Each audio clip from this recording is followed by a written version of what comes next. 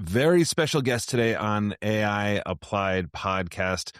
We are super grateful to have Robby Stein, who's the VP for product for Google Search. Jaden and I, this is something we talk about all the time. So the fact that we actually get the man on himself is unbelievable. And over at Google, he's obviously leading how AI and obviously especially Gemini these days is being built in front of billions of eyeballs every day. So when if Robby messes up, the entire planet knows that Robby messes up. No pressure, Robby. Zero pressure. Anyway, Jaden and I are super excited to have you on. Thank you for making the time. I know you guys are unbelievably busy, especially with Flash just dropping in what feels like the last few hours. But Robby, maybe just to kind of kick us off, sort of like for our audience, just because it's so rare to have somebody of your insight on the show, like what has this pivot been like for you over the last, I mean, whatever you want to call it, 3 years or something like that? Obviously, you guys are way ahead of what the public sees, but Google, I mean, is so ubiquitous that we literally call it Google, and search is kind of like the core of how everybody lives their life. How has this been for you? Yeah, I mean, it's an incredibly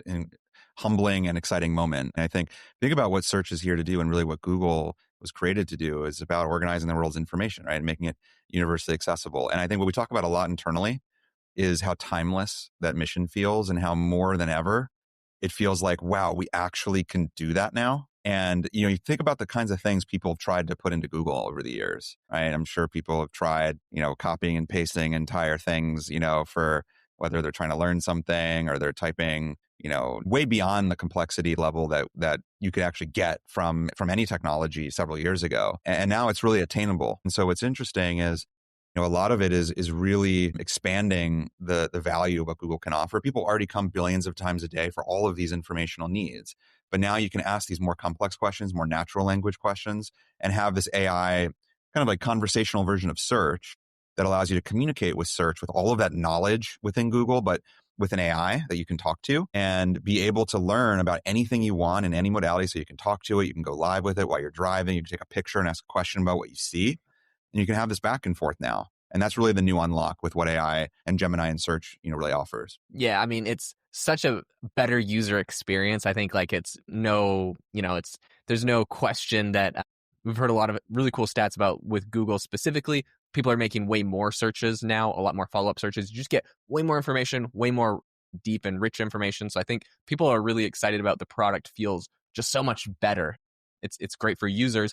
If we zoom out a little bit, I'd be curious how you are kind of personally thinking about the future of search, right? Now we have these reasoning models, we have Gemini 3 inside of them.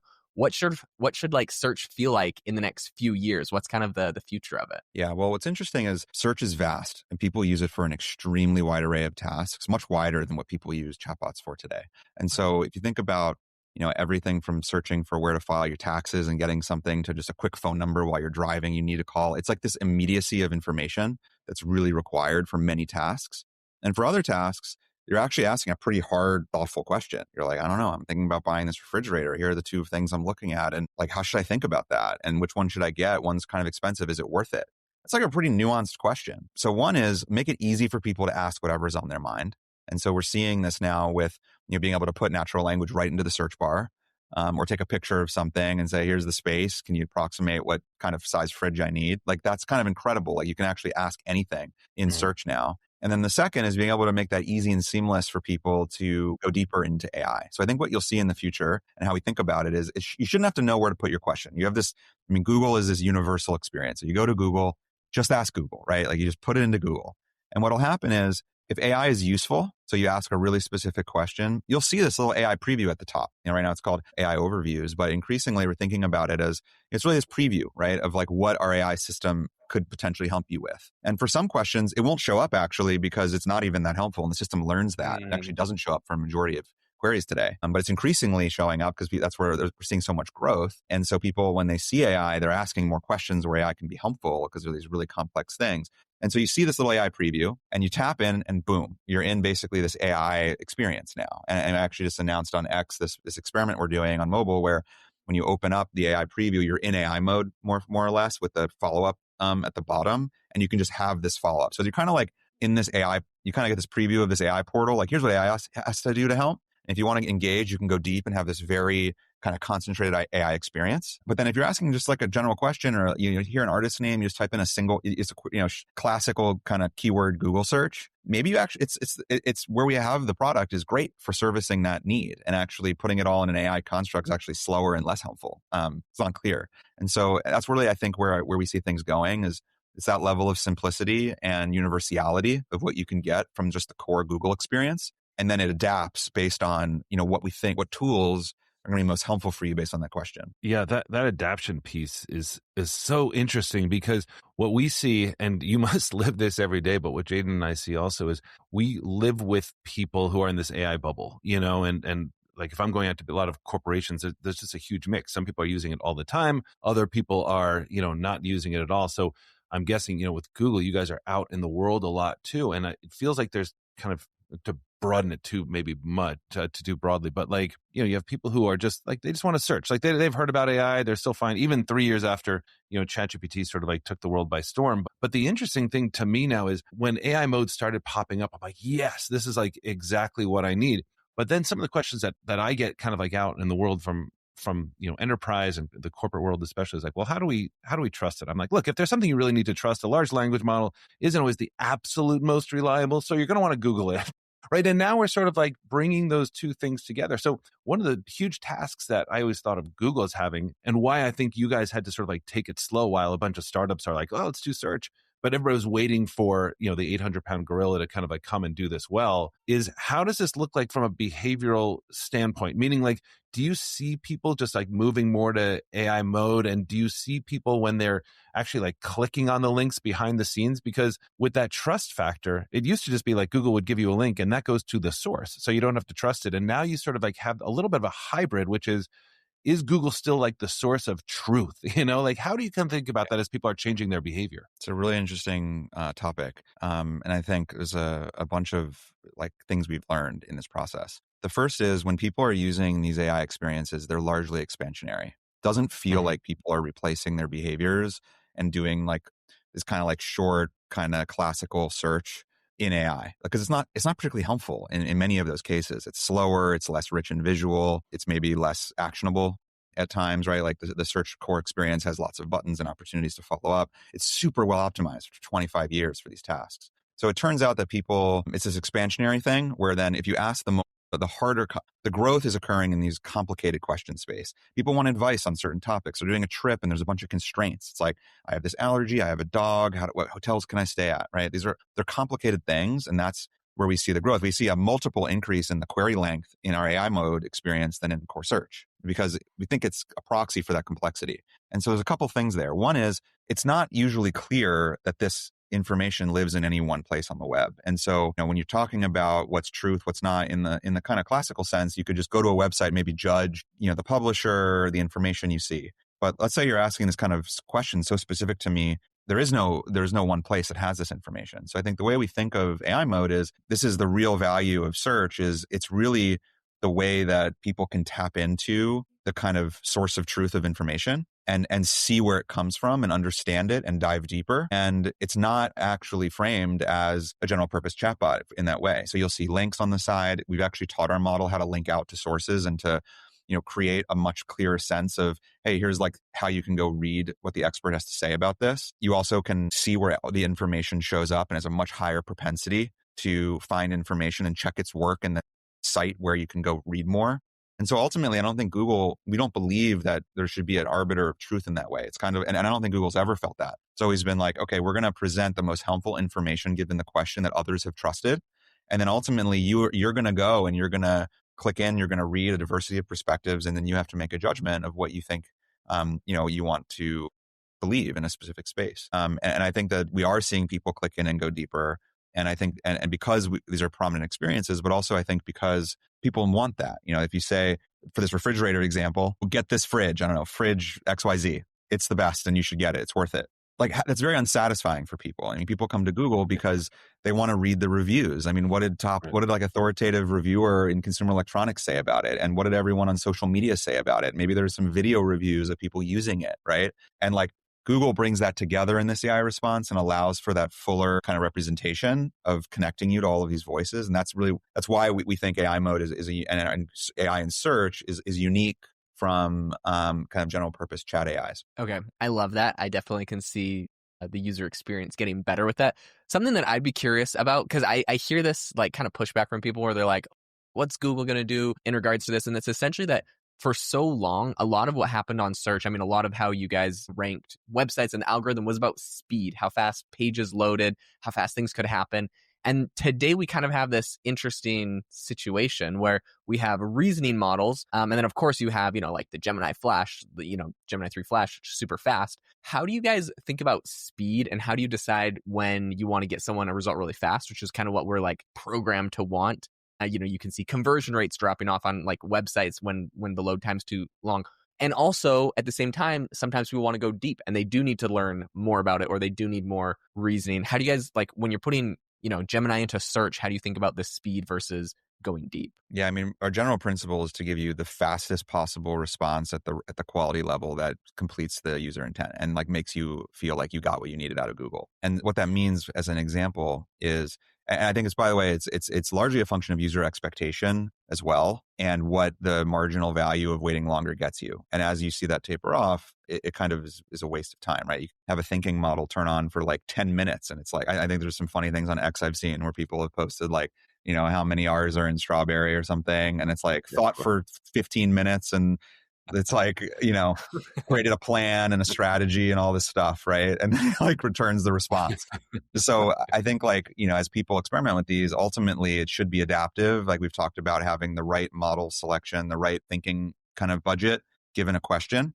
And some examples, like let's say you want to know the stock price of a company right now. You could put that into Google now and get an answer in like milliseconds. Mm-hmm. If I put it through an AI model, it's not going to change the quality of that response. And so we should do the thing that's fastest because it's the perfect response in that use case. But if you ask it to compare 3 stocks and why one is better, and maybe no one's done that likely, like on the web today, there's no other information about this, that might take some time. And I think if you give some transparency to the user, which we do, thinking about it, checking Google Finance, researching the thing, here's what we found, that's exciting. And people understand why that might take a minute. So it's kind of like a natural intuition, I think, that people build in these products that we try to hit with that kind of speed quality trade-off. Yeah, and I think that so far I don't know how you see it internally. It seems from the outside that it works very, very well. Like I haven't run into any, glitches, and the whole planet is looking for glitches, right? Because when you're when you're Google, people are just like looking for what the thing that they can screenshot, right? So it's always extraordinary to me when they haven't found that thing over what must be, I don't know how many queries you do a day. I'm sure you'll tell, but like, billion, whatever. And the thing that I've sort of like been fascinated by is just the fidelity of it. So given that, sort of like maybe kind of like piggybacking on Jaden's a little bit, talk to us a little bit about Gemini 3 Flash.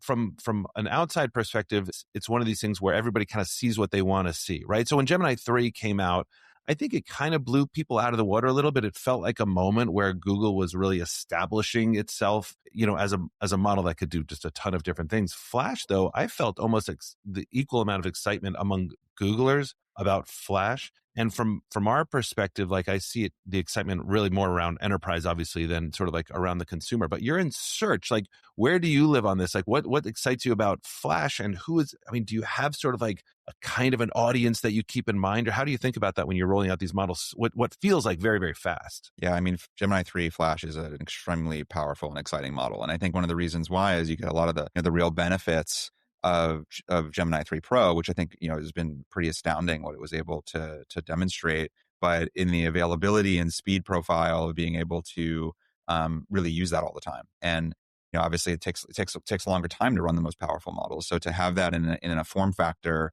that we can run in search, and as of today, powers AI mode across the world, actually. So if you go to google.ai as a little fun, helpful shortcut right to the AI version of search, super fun to be able to just try questions in there. And you ask what it means for search. It really means that you're able to provide the most powerful part of the spectrum of the response at the everyday speed that someone would expect. And so in a world where, think about the kind of questions I've asked before, compare these stocks where you're using tools, you're looking up questions on finance, you're doing a trip where you want to look up live flight information from one of our APIs. And do tool use and do kind of deeper thinking because it's kind of complicated. What the model's finding is contradictory, right? And so maybe the model can think longer. You can do that now on the everyday model. That's pretty incredible. And so what it means is you can really ask these really hard, sophisticated questions, and it should allow you to get much higher quality and faster responses because of it. And people can start feeling that, I think, when you're able to put that level of sophistication into search now. Yeah, I think the quality is getting better. It's definitely exciting. It can go really deep on stuff. Something that I am so excited about that you guys are doing, I think is super cool. And I think there's probably a lot of people in this camp, is the generating interactive tools and visuals while you're doing Google search. Talk to us about where you see this going in the future. I've seen so many interesting experiments that you guys are working on. Honestly, sometimes it's hard to keep up with all the experiments Google has going on. Read the articles, go test stuff out, whatever is available. But yeah, being able to build interactive tools as you are using Google search. Talk to us about where you see that going, what people are using that for, what you're excited about. Yeah, I think a very exciting trend, particularly for next year, is not only how the models can generate content information, but actually control the experience of the page and provide maybe even powerful, almost like little mini web experiences or app experiences or simulations within the construct of the response. We started this with Gemini 3 Pro in search. And so if you're in AI mode and you toggle down to Pro, you could ask it hey, I'm learning about flight. Help me visualize lift on an airplane. And it's likely that it will actually code up on the fly an interactive simulation that shows kind of arrows over a wing. And if you use sliders to control for the wing, you see the amount of lift change, and it's showing the calculations of how lift occurs based on the speed and various other factors and the angle of the wing. Unbelievable. Can you imagine trying to explain that concept to someone with text only? Right. And I think a big trend is information wants to be more visual over time, I think. And it really wants to be in the most efficient way that people can experience it. And so that's why I think people, video imagery has been such a successful form factor for consumers. And so in a world where you can visualize these things, I think people got blown away also by Nano Banana. And Nano Banana allows, and we have Nano Banana and Pro in search now too, in AI mode. And if you ask it, make an infographic of the eye or something, it can do that. Because again, try to describe how the eye works to someone, in text. It's complicated. And so I think what you're going to see is much more of the model having the degrees of freedom to generate these much more expressive formats. And then over time, we can hopefully bring that to many more people via Flash, via other models for the use case. But again, it's kind of back to my first point. You want the right tool for the right job. And for many cases, it's overkill. You're going to sit there and let this thing code up a simulation for you just to know, the current stock price of a company. I don't think that's probably super useful. But if you're saying hey, I'm trying to think about buying a house, how should I think about how interest rates affect how much I'm going to pay for my house? We've seen in this case, Gemini 3 code up a mortgage calculator that lets you input different prices, and it just and it actually has it changes it live on the fly, and you can change the values and just see, okay, well, I don't know if Fed just dropped interest rates, maybe interest rates come down, you can change the value a little and it changes your payment live. And you're oh, cool, I can kind of futz with this and get a feel for how my mortgage is going to change. That's super cool. And so I think you're going to see more things like that. But this is unbelievable. This is unbelievable. So I hadn't seen that. So I'm sort of wide-eyed at this point, if you could see my face on this.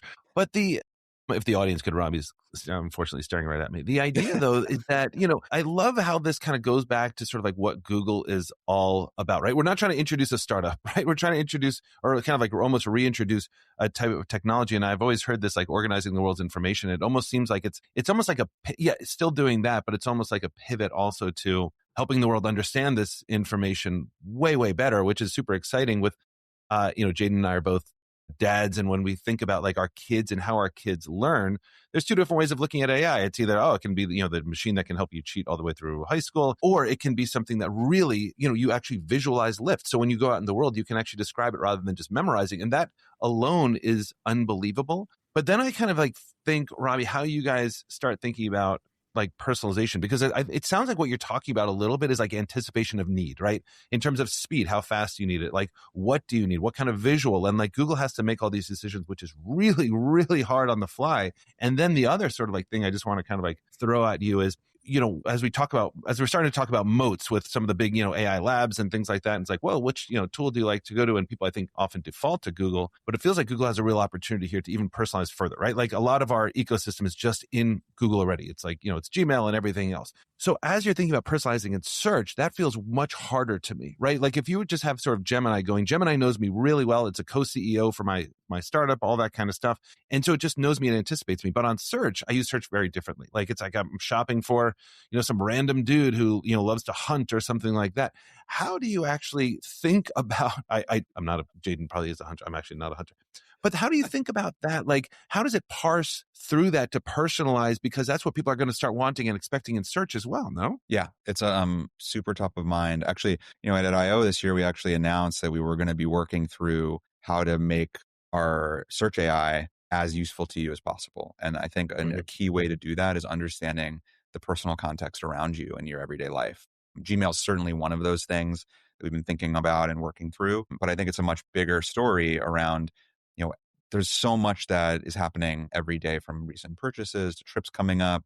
If you had that context just kind of naturally understood, there's so much more that would be possible. And so we showed a couple of examples, for instance, of shopping and other use cases where, it's just such a shortcut to have this context. And I've been blown away by, I think, what some of the potential here. I think it's absolutely going to be a critical thing. But one thing that's interesting is I've also, in building in the space and thinking about it, we've seen the opposite also true, where you have to really make sure that you're providing the information, again, only where there's incremental value. And I think you kind of get to some cases where you're like, okay, I took a trip once to Hawaii, and so now are you going to say that, like, what's an investment I should consider? And it's like, I don't know, here's like all these things about Hawaii. You're like, oh, it's like super weird. Totally. And so there's a real like art and science and nuance to doing this well. And in the same exact way, I'll kind of refer back to the principles here. It's like, if you ask a question and it's really the stock price, get back to like the stock price, it's a perfect objective question. Personalization is probably not needed, right? But if one, you can maybe personalize the format, which is something I think we'll think through. But on the content side, like, it's more around maybe like advice and recommendations and how should I think about things, where we've seen more value there. And so again, I think how we think about it is, what's the best possible response for that question? And then frequently personalization in your personal context isn't helpful, or it could actually be distracting. It could lead you down a weird, windy road if you overdo it. And so you have to be thoughtful there too. Yeah, totally agree. Okay, Robby, I have a question that I think really addresses the core product, but also like just selfishly, I want to know the answer because this is like such a fascinating thing for me. My background is in marketing. I taught advanced digital marketing. And like one of the number one things every online marketing professor is going to talk to their students about is like it's like almost like a legend of the history of Google when it first came out, and all the ways that like you'll hear all the war stories of people that like would try to manipulate the Google search results at the beginning, right? They were like, you put like spamming millions of backlinks, then you had like white invisible text on web pages with keywords in it to try to like rank. Like you got all these like crazy black hat strategies, and Google went through a series of updates and they kind of cleaned up kind of the search results, and we have what we have today. My question to you is like, in this big shift we're seeing into AI, are we thinking already about ways that people are trying to, I guess, like hijack? I'm more concerned or interested about that than like even the hallucination question that I feel like is like everyone asks. But like, are we thinking about ways that people are trying to inject themselves into search and maybe change the AI responses? Is this something that we're like approaching, or are we kind of too early in that we're going to see the legendary saga play out again at some point? I mean, I think as form factors shift and people are using different experiences, the underlying incentives and behaviors of people probably stay the same over time. So I expect there to be lots of similar kind of things that are dynamics with AI. But I think what's cool is our AI is built entirely on top of the search, stack, search signals, et cetera. And I think many people don't realize that a lot of AI responses that you see everywhere today is actually based on the foundation of search. Because you ask a question, and this isn't parametric knowledge, or for people who are less kind of in that space, knowledge from the model itself. Like, it's information that is about today, or it's about time that the model wasn't trained on. And so the model actually does this query fan out. It uses Google as a tool. It does a bunch of query search, Google queries, and then it finds all this, information, and then it tries to represent that, provide links to it, give you a sense of what the response should be. And so what's neat about that is under the hood of every AI response, for the most part, is effectively this request through the Google system. And if all of those things you mentioned where Google can identify, hey, this is manipulative content, this is spammy content, this is content meant to like kind of get out in front, made for ranking alone to get eyeballs, whatever, like our algos and systems say, those won't be retrieved in these contexts. And so you should hopefully get the benefit of all that 25 years of learning there to create like a very trustful, high quality experience there. But obviously we have to learn, and I'm sure there will be differences too. But that's one of the nice things I think people don't appreciate about the way at least the RAI's models work at Google. Robby, we've taken up too much of your time here. Can't thank you enough. It's just absolutely spectacular what Google has achieved in just the last even months with Flash and with just everything that Gemini has done, really encouraging folks to go out and just test out everything that Robby is talking about. So Robby Stein, VP of Product for Google Search, thank you so much for making the time. Really, really honored that you came and joined our audience with us. Thank you. Really, really grateful to be here, and thanks so much. Thanks, Robby.